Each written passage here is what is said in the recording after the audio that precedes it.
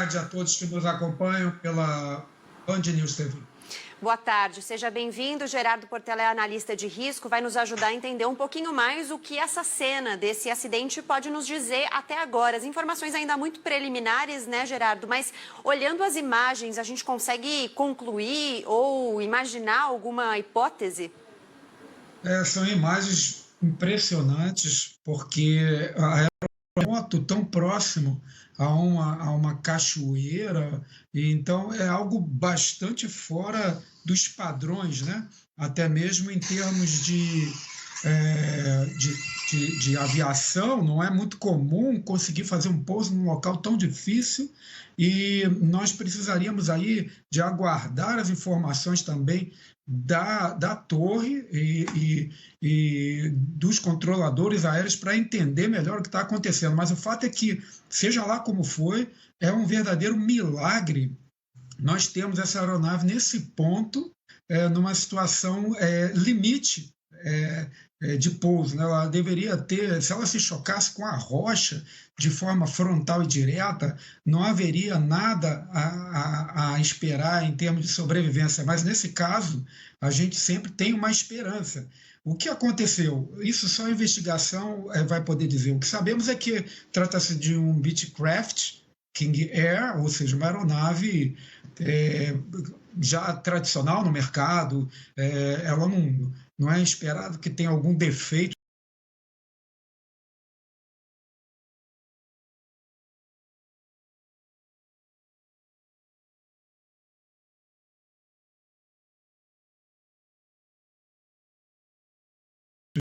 Bem, é interessante, eu chamo a atenção para isso, que, é claro, a gente sabe que é necessário viajar de táxi aéreo, é algo necessário, principalmente artistas e empresários que precisam fazer deslocamentos rápidos, mas quando você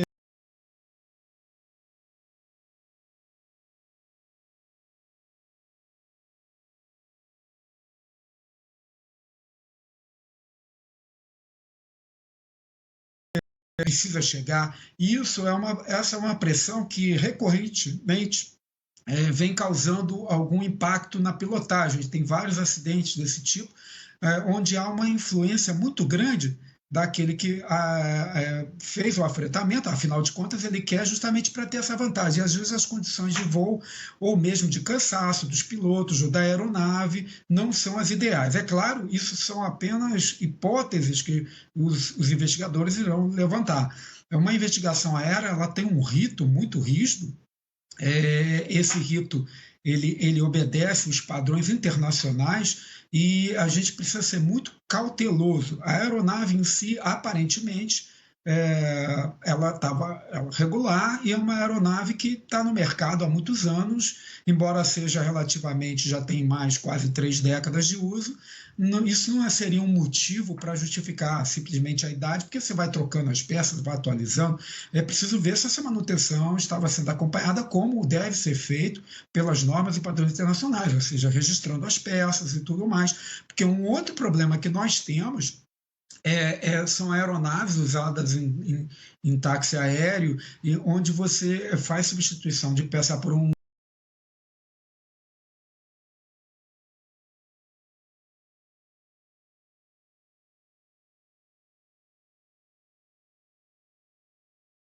temos que avaliar. Obviamente, existem mecanismos para isso, não estamos dizendo que foi isso que aconteceu, mas todo o transporte afretado com aeronaves menores requer um rigor na hora desse afretamento ser feito, dessa contratação, porque, infelizmente, assim como tem os excelentes, os bons e excelentes profissionais, existem aqueles que querem se aproveitar da situação e de pouca informação do cliente e fornecer prazos, horários de voo que são impossíveis na prática, às vezes sem o piloto muito cansado.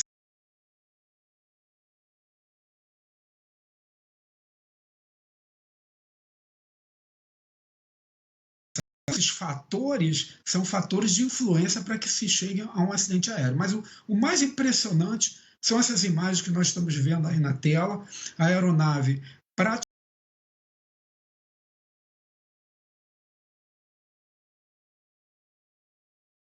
essas rochas sem causar destruição completa, dando esperança de sobrevivência. A gente já sabe aí que é uma vítima fatal, porém, a gente nas imagens é que se há alguém aí dentro, deveria ter um conjunto de recursos de suporte à vida mais robusto, pelas imagens, a gente está olhando isso pelas imagens. Muito provavelmente haveria uma movimentação maior de recursos de sobrevivência à vida, equipamentos e um suporte, uma preparação ali para fazer esse. Muito provavelmente o piloto fez um trabalho aí de perícia para conseguir estar nessa posição. Ele não foi um evento, alguma coisa que junto com inúmeras variáveis se conjugaram para que esse final fosse possível. Essa aeronave está nessa posição ainda íntegra, a envergadura, a aeronave ainda com as asas, isso é um turbo-hélice, então é um avião que possui redundância de motor, ou seja, ele consegue, numa falha de um motor, ele ainda tem a opção do outro motor. São questões que mostram que a gente tem pela frente um grande desafio para entender por completo o que aconteceu aí para que essa aeronave ficasse nessa posição, com a água passando, né? É impressionante realmente, porque ele talvez tenha buscado como a única opção essa região, mas tem as rochas também,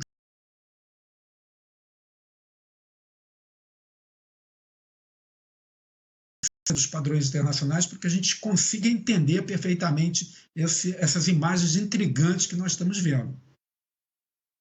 Com a assessoria da cantora Marília Mendonça, e as informações que ela nos passa diretamente é que a aeronave caiu dentro de uma cachoeira que corta uma propriedade rural nesse município sobre o qual a gente já falava, Piedade de Caratinga. Ela diz que a situação é bastante delicada, o avião saiu de Ibaporanga e a situação é delicada porque as pedras, inclusive, estão escorregadias, vazou combustível, as pedras estão escorregadias, então o resgate exige muita atenção de todo mundo que está envolvido nessa operação. Essas são as informações. Nessa imagem, a gente até vê uma pessoa escorregando um pouquinho ali. As pedras já são, né, muitas vezes, naturalmente escorregadias em áreas como essa, e por causa do combustível a situação está ainda mais delicada. Então, essas são as informações às quais a assessora da cantora Marília Mendonça já teve acesso.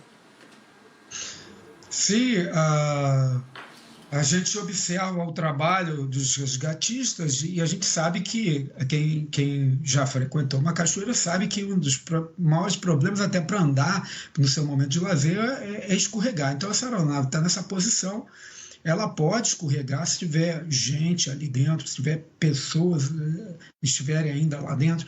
Isso é, obviamente, algo que seria muito ruim, né? Ampliaria aí as chances de lesões, até de letalidade.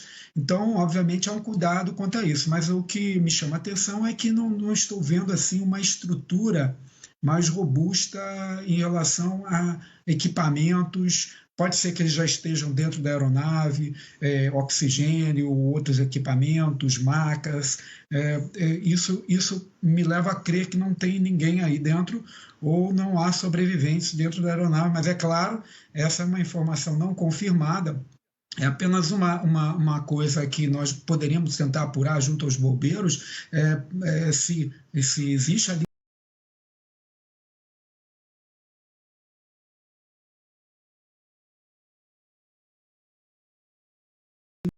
porque há algum impedimento, ou estão retidas nas ferragens, ou, infelizmente, se não sobreviveram, ou se estão num estado tão grave que precisam aguardar uma forma de resgate mais robusta. Como a gente não vê essa forma de resgate mais robusta de forma ostensiva, isso não quer dizer que ela não esteja aí, mas as imagens que nós temos são essas, então a gente fica com aquela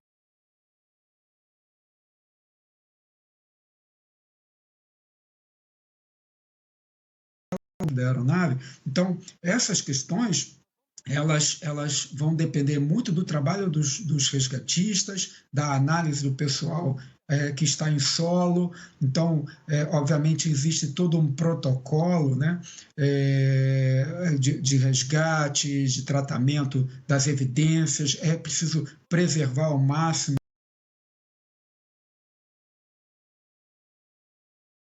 se escorregar, complica um pouco mais a investigação, não é impeditivo, mas complica muito mais a investigação, mesmo que sejam apenas destroços, é preciso preservar ao máximo esses equipamentos, o próprio que a gente chama popularmente charuto da aeronave, né, a parte central, a cabine. Então, os equipamentos que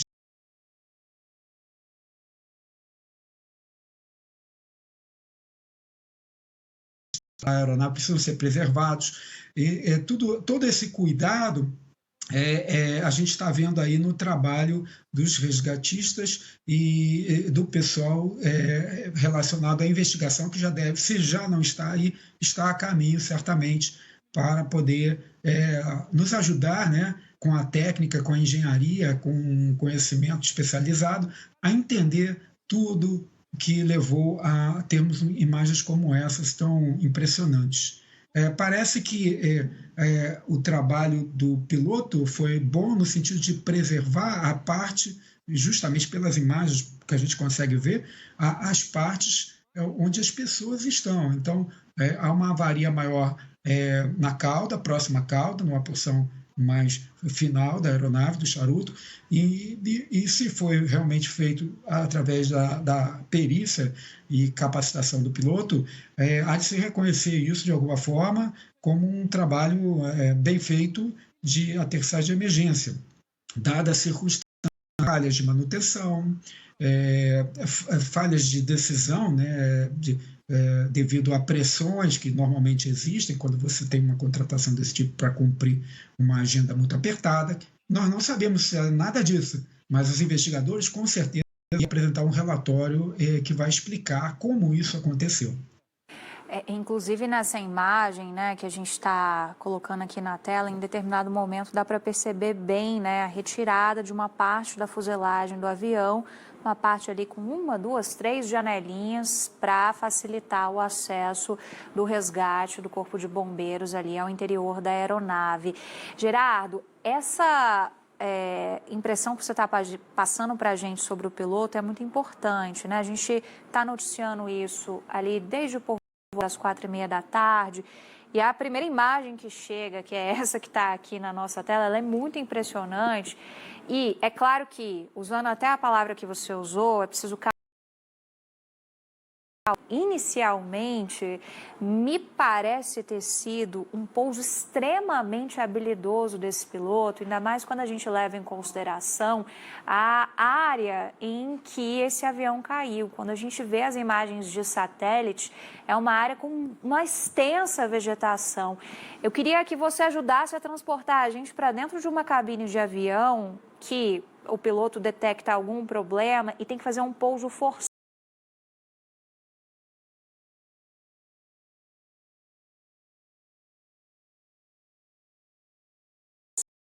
em situações que são tão críticas. Bom, a sua análise é muito interessante. Eu vou apresentar aqui o olhar de um engenheiro especialista em investigações de acidentes, inclusive acidentes aéreos, e realmente o piloto, ao perceber uma situação de emergência, ele tem que buscar no seu horizonte possível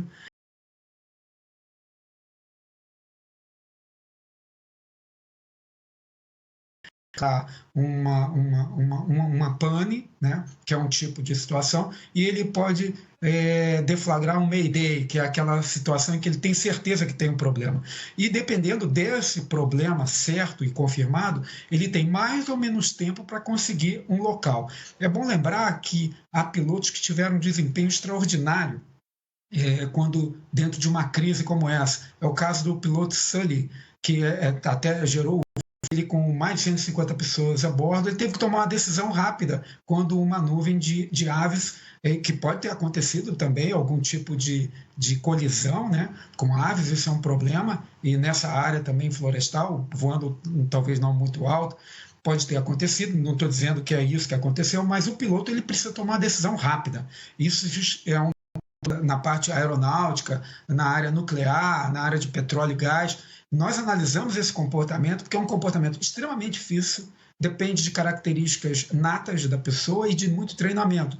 E nesse caso aí, ele teve que procurar algo, assim como o piloto lá no Rio Hudson, o piloto Sully, ele teve um tempo muito curto que um ser humano tem muita informação para processar e pouco tempo para processar essa informação, e ele tomou uma decisão lá de buscar o rio. E talvez ele vislumbrando esse fluxo de água, ele viu nessas pedras aquilo que mais poderia se aproximar com uma pista, algo minimamente próximo a um terreno possível de fazer um pouso.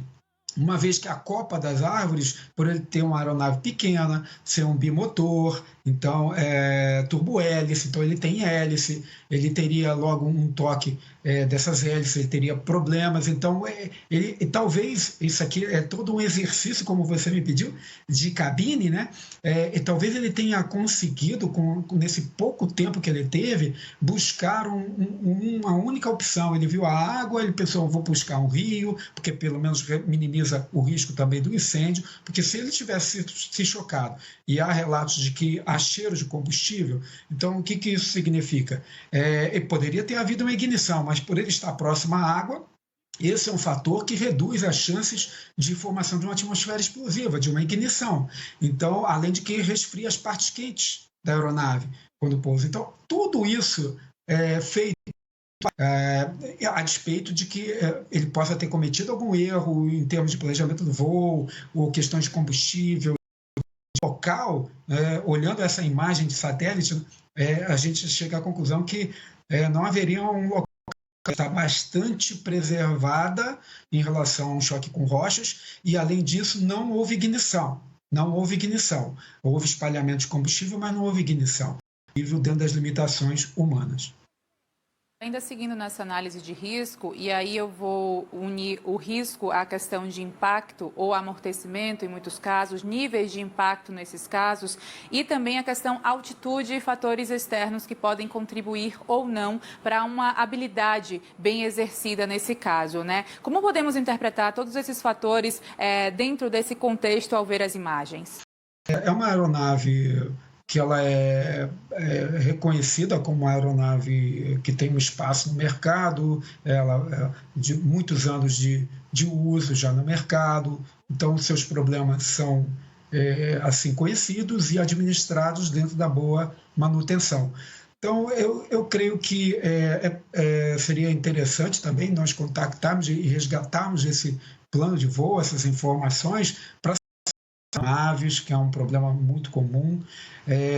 A região, a gente também não sabe se houve algum outro tipo de objeto, porque infelizmente a gente sabe que existe até balões. Então é um mundo de possibilidades.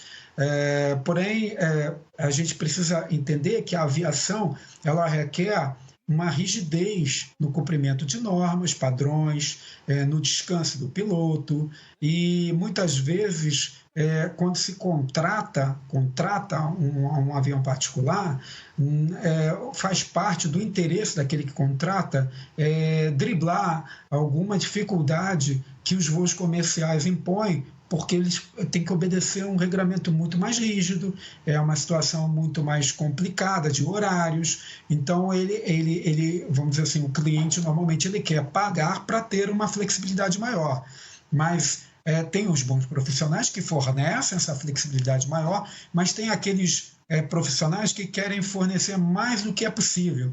Então, a gente tem casos aí, Teori Zavascki, que foi ministro do Supremo, ele perdeu a vida num King Air também, só que o avião dele era muito mais moderno, muito mais dotado de recursos, mais novo, evidentemente, mas isso não impediu que o acidente ocorresse, porque naquele caso, sim, investigado, houve sim um problema por parte da gestão ali do voo, quando o piloto assumiu fazer um pouso na região de Paraty, onde ele não tinha condições de fazer esse pouso de forma autorizada somente por instrumentos. E ele encontrou uma fórmula ali para isso, e essa fórmula foi acabou causando a perda da consciência situacional do piloto, que é o que é a consciência situacional. Você está se movimentando em 3 eixos, né? Quando você está voando é diferente de quando você está de carro, você está se movimentando espacialmente. E às vezes você num dia nublado, num dia Gerardo? com poucas referências, você tem problemas. Gerardo, vou pedir 1 minuto aqui, te interromper, desculpa, mas a gente acaba de confirmar a informação que a cantora Marília Mendonça é uma das vítimas fatais desse acidente aéreo. O Corpo de Bombeiros confirmando essa informação. Então, o Corpo de Bombeiros Militar de Minas Gerais informa em nota que essa queda aconteceu na zona rural de Piedade de Caratinga e confirma que a aeronave transportava a cantora Marília Mendonça e que ela está entre as vítimas deste acidente. Então, a confirmação que acaba de chegar direto do Corpo de Bombeiros que acompanha os trabalhos no local em que a aeronave caiu. Marília Mendonça, que é natural de Cristianópolis, então, nascida em 22 de julho de 95, cantora, compositora e instrumentista brasileira, um dos nomes de maior repercussão e influência na música nacional e ascensão crescente, né, atualmente, principalmente com relação ao gênero sertanejo. Infelizmente, então, essa nota confirmada do falecimento, ela está entre as vítimas fatais desse acidente que aconteceu em Piedade de Caratinga, em Minas Gerais. Deixa eu só frisar uma informação aqui, meninas. Peço a gentileza do Gerardo continuar com a gente aqui também para nos ajudar ainda mais do que já está ajudando nessa triste cobertura.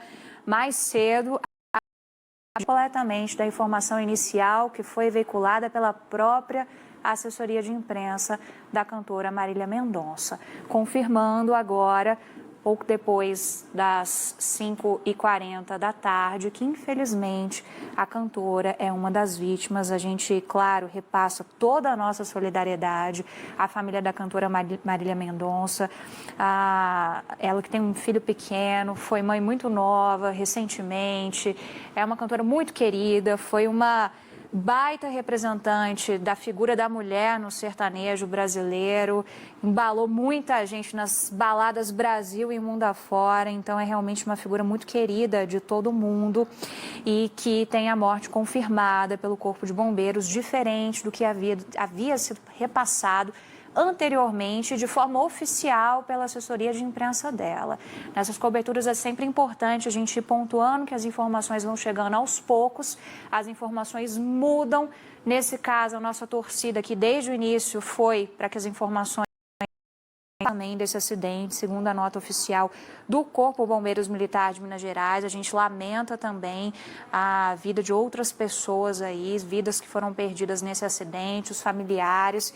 E aos poucos a gente vai atualizando vocês sobre todos esses detalhes. E é impressionante, né, Gerardo? Eu te agradeço por continuar aqui com a gente, ainda mais diante do impacto dessa notícia tão triste aqui, da gente compartilhar.